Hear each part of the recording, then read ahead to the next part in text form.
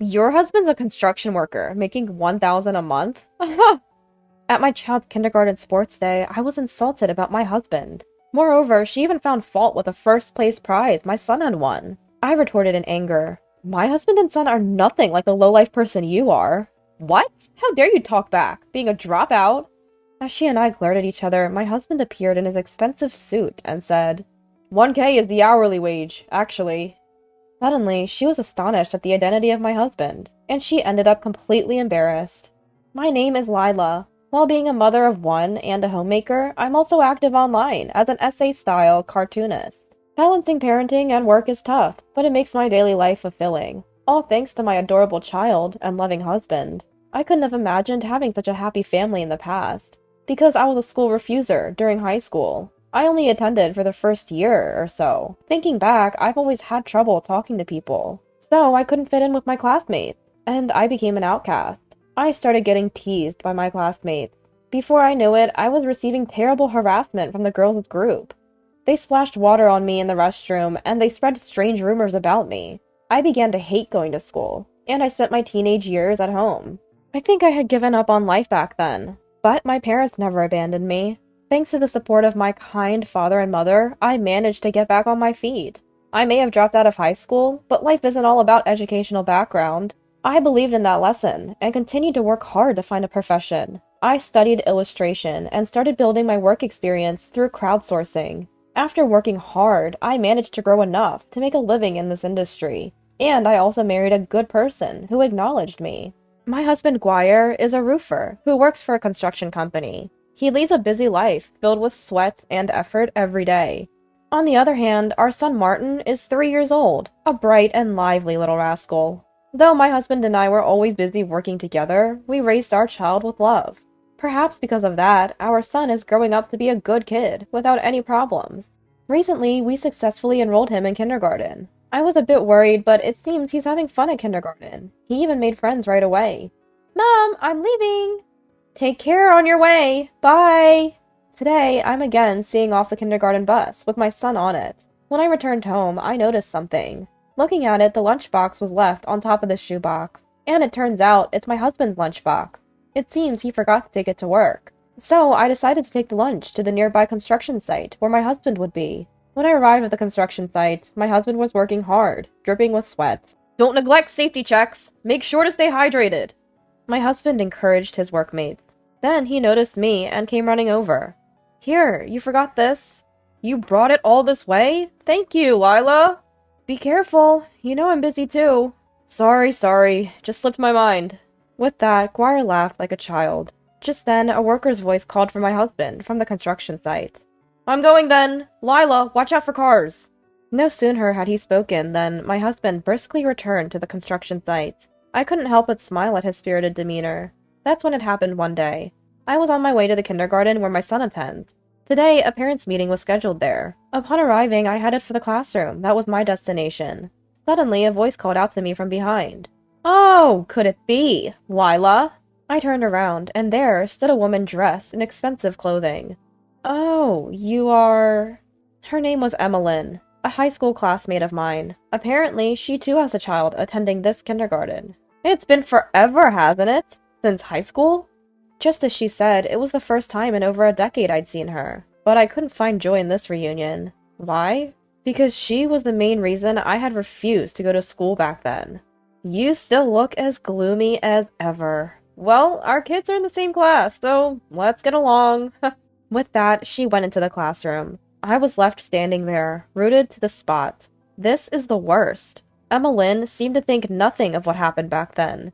In fact, there wasn't a hint of an apology in her words. Was it a conditioned response? I tensed up just from seeing her. Fear, anxiety, and anger swirled inside me, but I shook my head and came to my senses. I would only lose if I let a vulgar person like her affect me. I slapped both cheeks to psych myself up and boldly entered the classroom.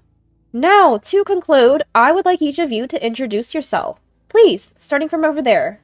The explanation about the facility and the event went smoothly and was over quickly. Next, the parents started introducing themselves. I'm Isla, Zeph's mother. Nice to meet you. The parents began to stand up, one by one. Amid the harmless introductions and responses, a pretentious voice rang out. I'm Emmeline, Alan's mother. My husband is a lawyer. Nice to meet you. She said it with a smug look on her face. It was a blatant display of wealth. Oh, so your husband is a lawyer. She received envious glances from the teacher and other parents, which put her in an even better mood. Thinking back, she always seemed to brag about her branded accessories to her friends in high school. People have different values, but when it's this blatant, it can't be described as anything but tacky. As I was pondering this, I realized it was my turn. I'm Lila, Martin's mother. My husband and I both work, so we want to coordinate our schedules to participate in events. Nice to meet you. I heard from Martin that you are a professional cartoonist, Lila. Yes, I'm serializing some essay cartoons on the web. Oh, that's amazing! I received praise from the teacher and other parents, and couldn't help but blush with modesty. Then Emmeline, who was watching, spoke up. Speaking of which, Lila, you were always alone in high school, drawing strange pictures, weren't you? Oh, you two went to the same high school? Yes, we did, but I don't know her very well because she quickly refused to go to school, she said, laughing with a look that seemed to mock my dropping out. She probably didn't like that the focus shifted from her to me. Moreover, she might not have found it amusing that I had become a cartoonist. She used to mock my dream of becoming a cartoonist back in high school. I even had some of my drawings torn while she laughed. The atmosphere in the room quickly soured because of her awful behavior. The teacher, sensing the mood, hastily began to close the parent-teacher meeting. Thank you all for coming today, despite your busy schedules. We really appreciate your support moving forward. Also, we'll be sending out a note later about sneakers. And so, the parent-teacher meeting came to an end. About a month has passed since then. Now my son is practicing for a running race, mostly with my husband. The kindergarten sports day is coming up. Martin, when you run, your posture should be like this. Like this? Martin imitates his father. My husband seems to be busy with work, but he still finds a little time to teach our son how to run. I cheer them on while racking my brain for energy-boosting meals. And day by day goes by, and finally, the day of the sports day arrives. It's held at the nearby elementary school's ground, and lots of parents are gathered. Ball throwing, tug-of-war, obstacle race. The children are joyfully giving it their all. I watch this adorable scene, waiting for my son's turn. I'll finish up work and be there, for sure, he said. My husband had said so, but he was nowhere to be seen. Unfortunately, he had an important job today that he just couldn't miss. At this rate, he probably wouldn't make it on time. I was eagerly waiting for my son's turn, camera in hand, thinking of my husband. Finally, it was time for my son to run. But for some reason, Martin wasn't at the starting line. The teacher seemed perplexed, looking around frantically. I followed suit, scanning the grounds, and spotted my son near the fence. It looked like Martin was with another boy. The boy next to him was Emmeline's son. Alan, wasn't it? As I watched, puzzled, the two of them made their way to the starting position. The teacher fired the starter gun, and the running race finally began. The children ran off with all their might. Go, Martin! I cheered for my son as he ran his hardest. And as a result, Martin won first prize. Martin, you were so fast! Yes, his form was solid, and he looked great. Does he do sports or something? After the running race ended, a friend's mom nearby praised my son's running. I felt as happy as if it were about me. No, nothing special. He's been practicing running with his dad, that's all. Oh, with his father. What a wonderful husband you have. I'm envious. My husband might not even know that today's the sports day. Mine's no good at this sort of thing either. I envy men who can do sports. Oh, it's not like that. He works in a construction company, so he's just confident about his physical strength. I felt my cheeks relax even more as they praised my husband. Speaking of which, Mr. Guire is working at a construction site nearby, isn't he? Yes. Whenever I pass by there, he always greets me cheerfully. And says, watch your step. His smile is wonderful at that moment. It seemed that my husband had become a bit of a celebrity among the moms. It might be flattery, but I was still proud. Then Emmeline arrived. You seem to be in a good mood. She looked noticeably unhappy. She probably didn't like that my family was being praised. Also, she seemed irritated that Alan had lost to Martin. She started to nitpick about my son's first prize. But was that first prize really earned by merit? What do you mean? I asked sharply, and she replied with contempt. Your child probably threatened mine into losing. On what grounds can you say that? He was with my child before the race started, wasn't he? She seems to think that my son threatened Alan during that time. Sure, I was suspicious about the fact that the two boys had come out together late, But there's no way my son would do something so dishonest. I respond with indignation. Martin would never do something like that. Oh, really? I heard a rumor that your husband's a roofer, making $1,000 a month. Ha! Roofing is a job for dumb and rough people, isn't it? He'd have no problem threatening someone. Maybe he even gave your son some pointers. Like father, like son, right? Her prejudice and insulting words made it impossible for me to contain my anger. I could let her talk about me that way, but I couldn't stand her belittling my family. I protested to protect the honor of my child and husband. My husband and son are nothing like you. A vile person like yourself. Ah, how dare you talk like that when you're a dropout?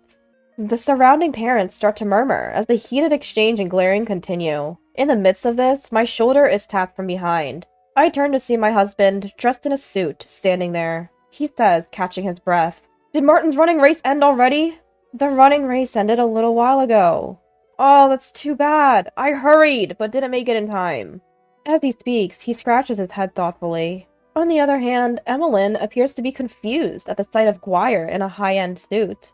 Why? What happened to those filthy work clothes? Aren't you just a lowly roofer making $1,000 a month? Hearing her words, my husband said with a shy smile, The $1,000 is about the hourly wage." Yes, Guire is indeed a roofer, but he's also the owner of his own construction company since he started it independently. His company has become a great success as a top supplier, renowned for the speed and accuracy of their work. Furthermore, they were on a rapid growth trajectory, expanding into interior design, overseas development, and more. Recently, they were even featured on television and in magazines for their efforts in digitizing the construction process. His nickname in the media is the $1K Man. The rumor of a monthly income of $1K must have been a misunderstanding passed on by various people. But working so desperately at the construction site? Emmeline's voice trembled, stunned by the shocking truth. Then my husband spoke again, with a shy smile. It's about never forget where you come from. Certainly, he is not in a position that typically involves laboring on site. However, out of respect for fieldwork, Guire still sometimes works on site himself. He also strongly emphasizes safety checks to his workers. This might be because of his respected carpenter father's accidental death due to a safety management mistake. After that tragedy, he switched from carpentry to roofing. Roofing is indeed the highlight of the site, an essential role that is responsible for the lives of the workers. Ensuring that the workers can work safely, setting up proper scaffolding, and assembling the steel frame. Construction is said to begin with a roofer and end with a roofer. My son and I were proud of such a roofer husband. On the other hand, Emmeline, knowing that her husband was faultless, turned her attack on me. "That's so sneaky! You never said he was that amazing!" I don't stoop to vulgar tactics like flaunting my husband's profession, unlike someone else. Hearing me say that, Emmeline's face twisted in frustration. Then Martin came running to us. "I won first prize! Thanks to Dad!" "Wow, that's the result of intense training! You did a great job! I'm proud of you!" Guire rejoiced as if it was his own victory, and patted Martin's head. With an even bigger smile, our son continued. "I also tied my friend's loose shoelace before the race. It would be dangerous if they tripped." Those words must have struck Emmeline with a great shock. Now, scornful glances from the parents around her were piercing through Emmeline. She realized that her argument was entirely wrong, and her face twisted in discomfort. "It seems the misunderstanding is cleared, so we'll be on our way now." Saying that, I turned my back on her. But then I remembered something and spoke to her. "You were told in the parent-teacher meeting that Velcro shoes were the rule, weren't you? Didn't you hear?" At that moment, Emmeline's face turned beet red with embarrassment. Since then, Emmeline has never attended any kindergarten gathering. Her disgraceful behavior at the sports day seems to have affected her deeply. Now in her place, her husband Johnny attends the kindergarten gatherings. He's a sincere man, and after learning about the situation, he came to us to apologize right away. "My wife Emmeline was extremely rude," he said, and apparently he and Emmeline are discussing divorce. I was told that Emmeline has been troubling Johnny with her excessive spending and selfishness for a long time. Moreover, she has been entirely indifferent to parenting, and yet she always insisted on attending kindergarten events, which showed her poor character. For her, kindergarten gatherings were merely a stage to assert her dominance. Johnny finally had enough of such a wife. He had been hesitant to pursue a divorce because of the child, but he decided he could no longer overlook the situation. Alan, it's all your fault for losing to that kid. I'm sorry. Saying such a thing to one's own child is bound to happen. If anything, the decision was long overdue. Emmeline pleaded with Johnny. Please, anything but a divorce. But it didn't seem like her wish would be granted. Johnny proudly stated that he intends to gain custody and raise Alan with love. On the way home, he made a request to his son. Martin, will you continue to be friends with my Alan? Yeah! My son responded in a cheerful voice, waving his hands as he saw off Johnny. His concern was undoubtedly unfounded. Since the sports festival, Martin and Alan had already become friends. According to the teacher, the two often played joyfully together, with the other children in games like tag and ball toss. If the children are spending their time in good health, that is the most important thing. And then, on a certain holiday, we were planning to head to town to buy some snacks for the parent-child outing next month. I'm going to exchange snacks with Alan. Martin, Dad's definitely going on the outing, so get ready! The two of them excitedly left the house, checking left and right to see if any cars were coming. Right clear! Left clear!